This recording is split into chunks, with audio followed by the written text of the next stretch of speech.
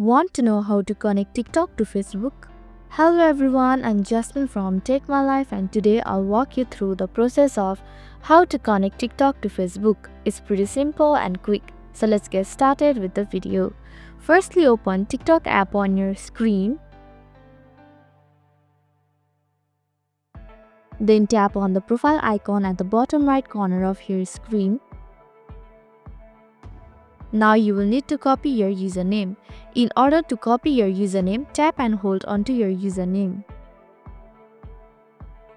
Hence, your username is copied. Similarly, open the Facebook app on your screen and tap on your profile icon. Here, tap on the edit profile icon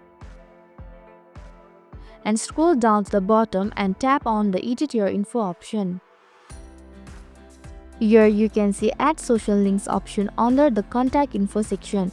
Tap on it. Furthermore, tap on the down arrow button right beside the platform and select TikTok as your platform.